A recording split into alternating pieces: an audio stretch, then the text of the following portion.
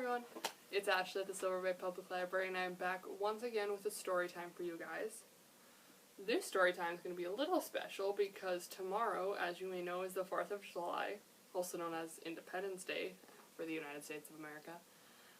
So I have a bunch of books talking about Independence Day, the presidency, things like that, things to do with America. Yeah, so I have some fun stories about that, similar to what the Searles are doing on our other channel, or not our other channel, with the Get the Dirt videos, I should say. But I just have some fun, maybe some wacky stories. So let's dive right in with our first story, which is called Independence Cake by Deborah Hopkinson and Giselle Potter.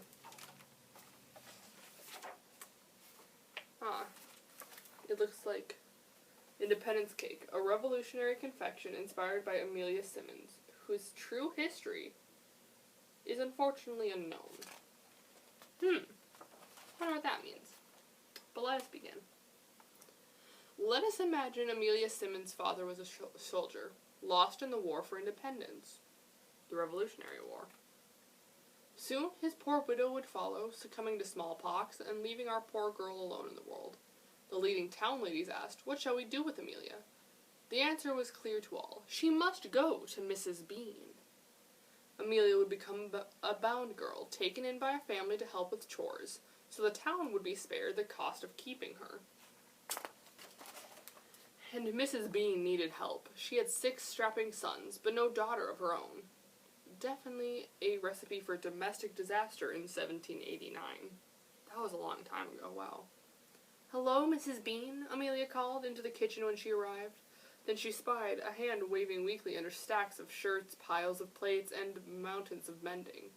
"Don't despair, Miss Bean, I'm here." Amelia was strong and young as the new nation itself. From that day on, she cleaned clothes, scrubbed pots, picked apples, fed the chickens, and gathered the eggs. She learned to spin and knit and sew, quilt and weave and hoe.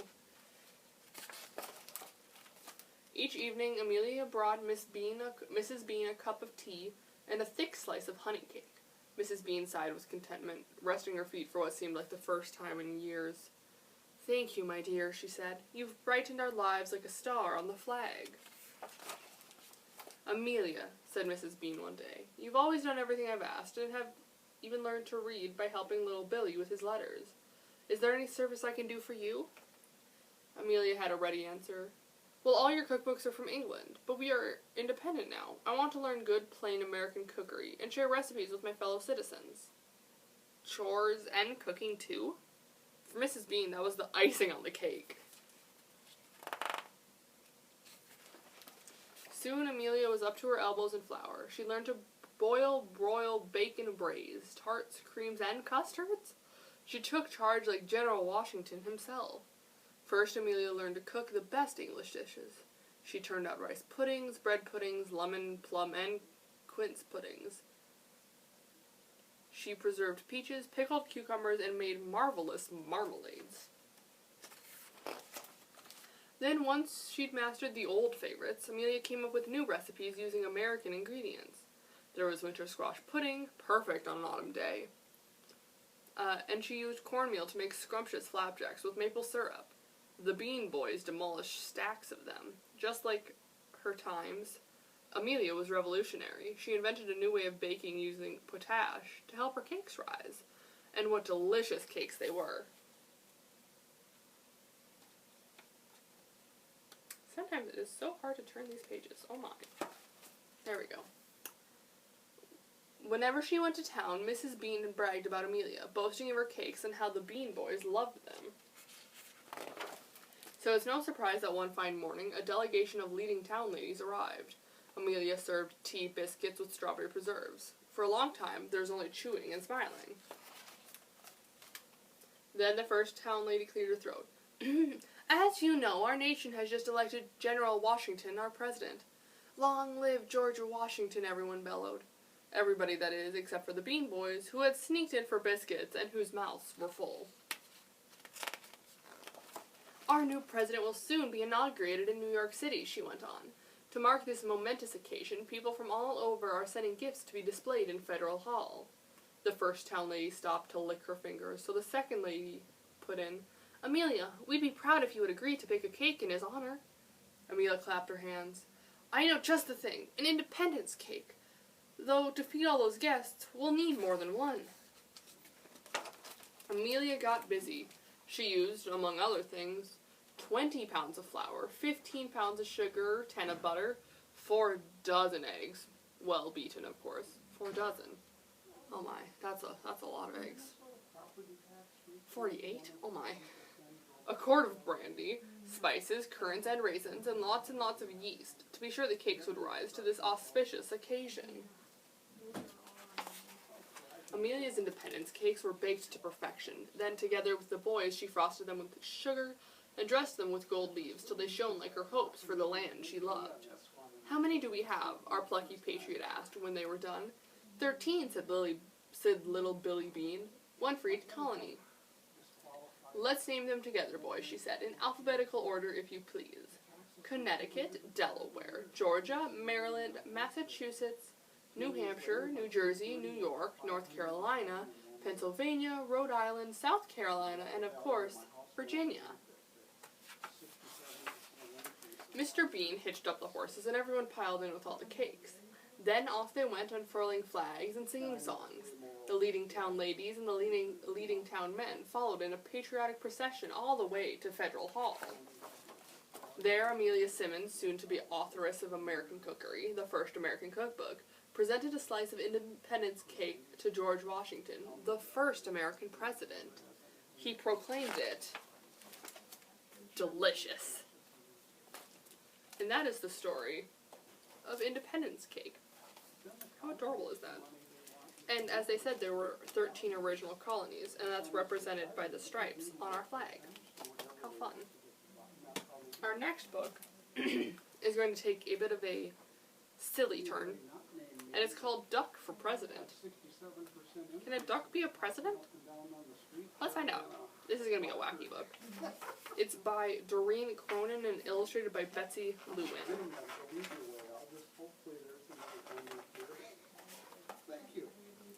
Running a farm is very hard work. At the end of each day, Farmer Brown is covered from head to toe in hay, horsehair, seeds, sprouts, feathers, filth, mud, muck, and coffee stains. He doesn't smell very good either.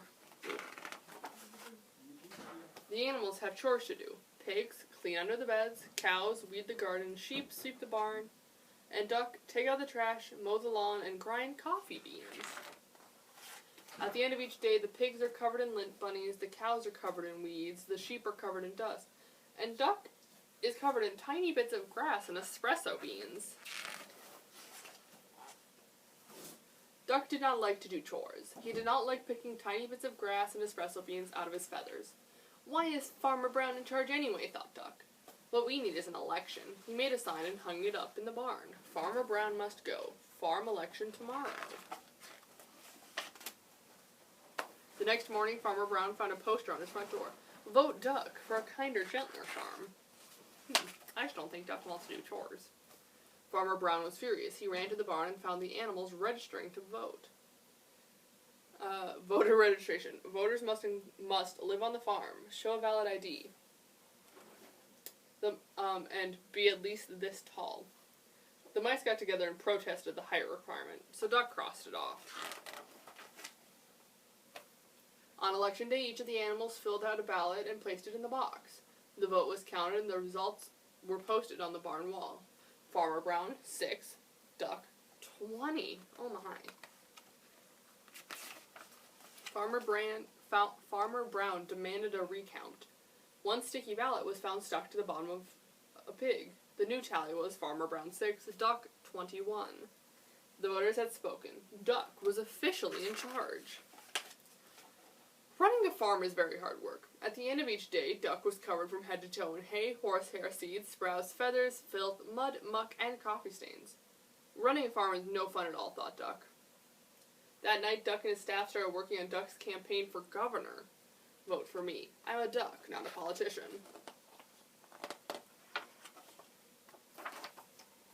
Duck left Farmer Brown in charge and hit the campaign trail. He visited small-town diners, marched in parades, he went to town meetings, and he gave speeches that only other ducks could understand.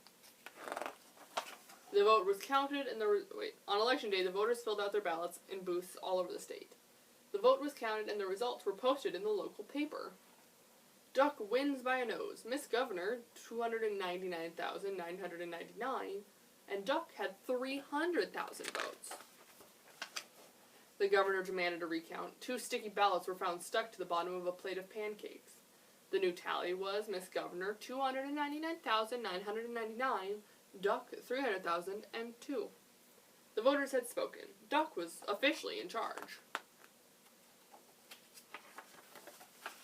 Running a state is very hard work. At the end of each day, Duck was covered from head to toe in hairspray, ink stains, scotch tape, fingerprints, mayonnaise, and coffee stains. And he had a very bad headache. Running a state is no fun at all, thought Duck. That night, Duck and his staff started working on posters for the presidential election. A duck for change, I like Duck, Duck, make us proud. On election... Duck left his staff in charge and hit the campaign trail. He kissed babies in local diners, he rode in parades, he gave speeches that only ducks could understand, and he even played the saxophone on late-night TV. On election day, the voters filled out their ballots in booths all over the country. The vote was counted and the results were announced on CNN. Mr. President, 50,546,165. 546,165. Duck, 50,546,170. The president demanded a recount. 10 sticky ballots were found stuck to the bottom of the vice president. The new tally was Mr. President, 50,546,165. Duck, 50,546,180. Duck still defeats the president. The voters had spoken. Duck was officially in charge. However, running a country is very hard work. At the end of the day, Duck was covered from head to toe in face powder, paper cuts, staples, security badges, Secret Service agents, and coffee stains. And he had a very, very bad headache. Running a country is no fun at all, thought Duck.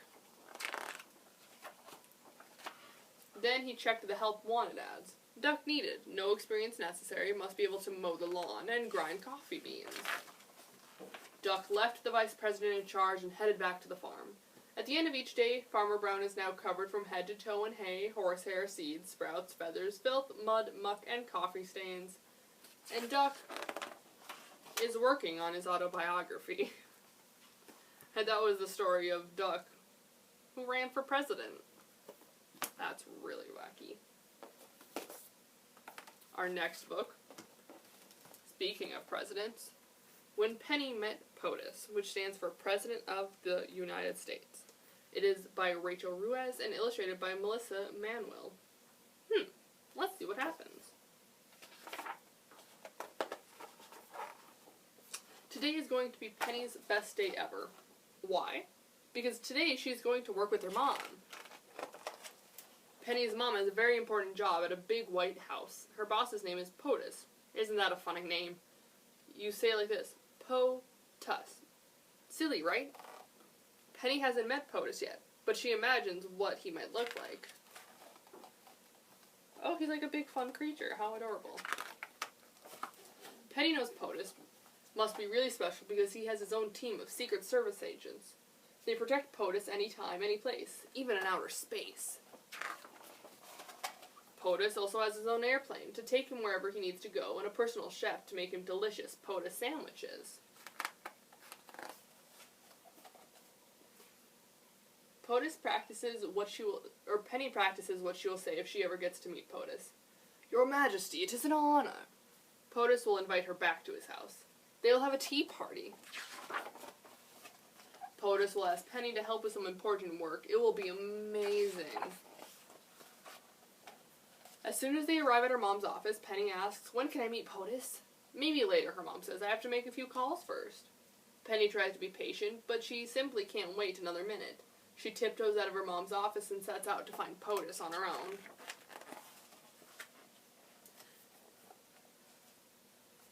The The big White House is bustling with busy people going about their work. Maybe one of them can help Penny find POTUS. Excuse me, sir, Penny says. Have you seen POTUS? The man shakes his head. Not since I brought in the morning paper and coffee. Excuse me, ma'am, Penny says. Have you seen POTUS? The woman shakes her head. Not since yesterday. POTUS likes to sit here and smell the roses.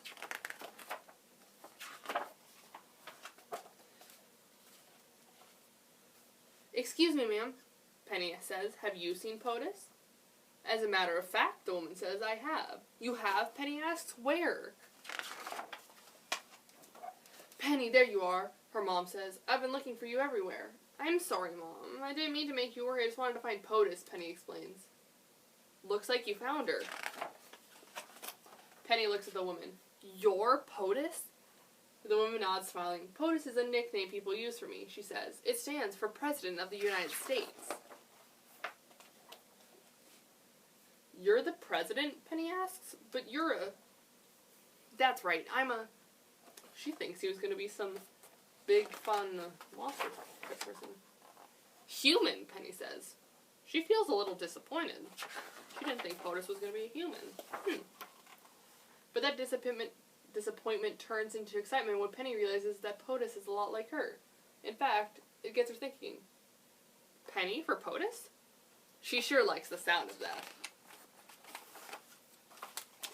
And that's the story of when Penny met POTUS, who she thought was going to be non-human.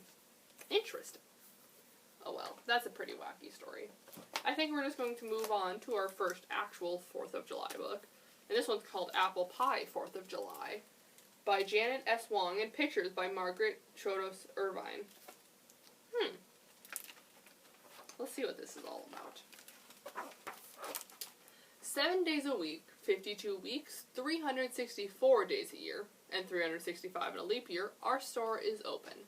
Christmas is the only day we close. Even on Thanksgiving, we open the store. Even on New Year's Day. Even today, the 4th of July. I hear the parade coming this way. Boom, boom, boom. I smell apple pie in Laura's oven upstairs, and chow mein in our kitchen. Chow mein? Chinese food on the 4th of July? No one wants Chinese food on the 4th of July, I say. Fireworks are Chinese, Father says, and hands me a pan full of sweet and sour pork. I hear the parade. Boom, boom, boom. I hear the parade passing by. Noon, and customers come for soda and potato chips. 1 o'clock, and they buy ice cream. 2 o'clock, the egg rolls are getting hard. 3 o'clock, ice and matches. 4 o'clock, and the noodles feel like shoelaces. No one wants Chinese food on the 4th of July, I say. Mother piles noodles on my plate. My parents do not understand all American things. They were not born here. Even though my father has lived here since he was 12, even though my mother loves apple pie, I cannot expect them to know Americans do not eat Chinese food on the 4th of July. So I straighten the milk and the videos and sample a few new candy bars until 5 o'clock, when 2 hungry customers walk inside for some Chinese food to go. I tell them, no one came, so we ate it up ourselves. But they smell food in the kitchen now.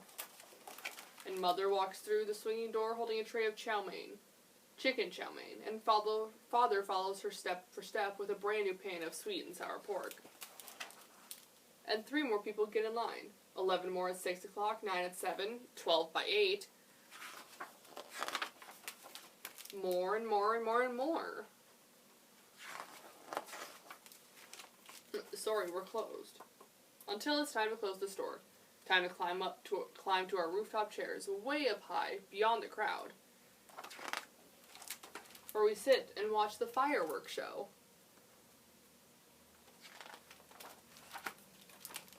And eat our apple pie.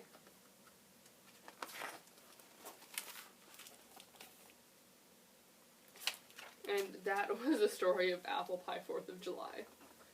Where our main character didn't think anyone was going to eat Chinese food for the 4th of July. But Chinese food's very good, in my opinion at least. Our next story is going to be Happy 4th of July, Jenny Sweeney, by Leslie Kimmelman and illustrated by Nancy Cote. Or Cote, depending, I don't know. Let us see.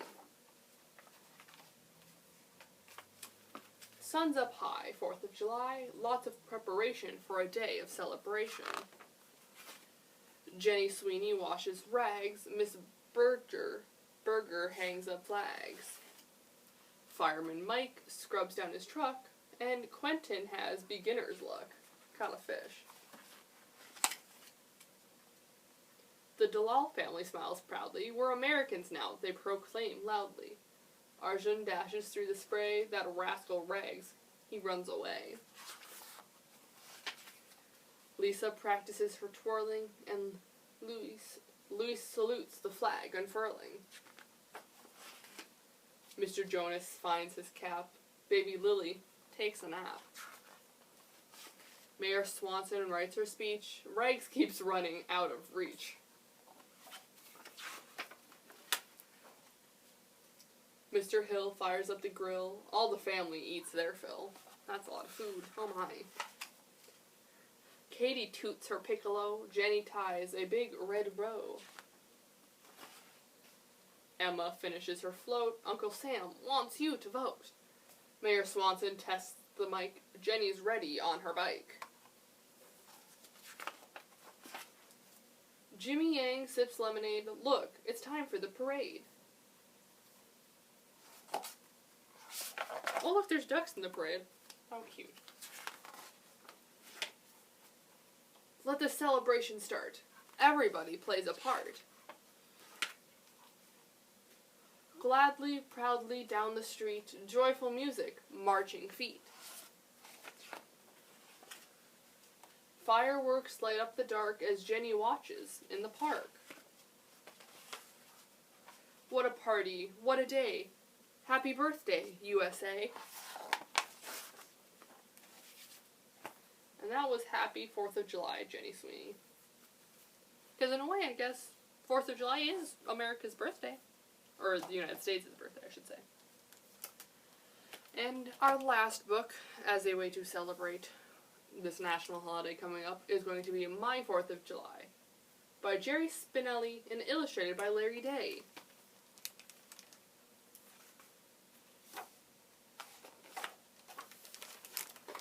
Noise! I wake up, I rush to the front window. Parade, drums, cymbals, pinwheels, flags, tricycles. It's the best day of all. The 4th of July. I join the parade. Grown-ups laugh and wave and point. I'm still in my pajamas. When I get back, Dad is fetching the wagon. Hooray! He's home all day. Mama is in the kitchen getting the picnic ready. The pie's in the oven. What kind? I asked her. You'll see, she says. She always says you'll see. The pie is always cherry crumb.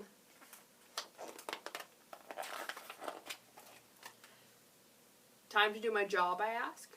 Mama hands me a shaker. Get to work, she says. I get to add the final touch. A sprinkle of paprika on the deviled eggs. Everything goes into the wagon. Hot dogs, hot dog rolls, mustard, chopped onions, relish, pickles. I look at the clock. I call to everybody. Hurry! I'm in charge of the hurrying. There are only 25 picnic tables at the park. We must not be late.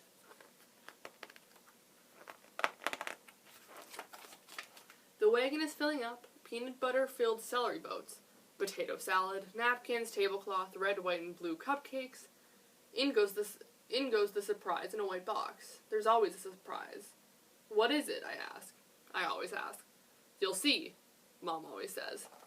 Paper cups, plastic forks. Are we ready? Wait, I shout. Don't forget the pie. I'm in charge of not forgetting. Finally, out the door. Mama hands me a banana. I'm so excited I forgot to eat breakfast. Down the street to the railroad tracks. Look, black cloud thunder. Oh no, a storm's coming. Yahoo! It's a train rumbling round the bend. Flags flutter from the flanks of the great engine. We wave at the engineer. Down the path by the creek to the park. Hurry, hurry! I grab the pickle jar and run ahead. I plunk it on an empty table. It's ours. I can't wait. I beg for the surprise. Mama sighs. Oh, okay, go ahead. I tear open the white box. Chocolate-covered strawberries. Big as plums. Mom and Dad watch me. They can't stand it. They gobble their surprises, too. For this one best day, the park is my backyard. face painting. I'm a raccoon. 3-legged sack race. My friends Henry and I come in last. We're laughing too hard to care. Back to the table. Food. Eat. We cook our hot dogs on the grill in the gazebo. We wait our turn. I like mine with black stripes. Talent show at the band shell. There's my neighbor Sally. She sings a song called Somewhere Over the Rainbow. I'm so surprised. Sally, my next door neighbor Sally, sings like an angel. Concert. At the gazebo, the Toodletown 10 plays zippy music. Little kids rush the stage of the gazebo to dance. Parents too. Here comes Mom and Dad. Back at the band shell, the biggest flag I've ever seen is unrolling behind the stage. We stand for the Star-Spangled Banner. The whole park is silent and still. Back to the picnic table. Eat. Noseball race. I win. Run to the zoo. Quack at the ducks. The goat makes me laugh. Monkey fingers reaching. More food. I'm becoming a potato pickle hot dog cupcake pie. Slow down, Mama says. But she doesn't mean it. She's smiling. The shadows are getting long. The sun is in the trees. The best part of the day is coming. Fireworks. I eat the last deviled egg. We toss the trash. Give away the pickles. All that's left for the wagon is the tablecloth. Hurry, I say. I'm in charge of getting a good place. We find one on the outfield slopes of the baseball field. Soon we're surrounded. I think everyone in the town is here. 5,000 people, Dad says. Shadows creep across the field, all the way to me.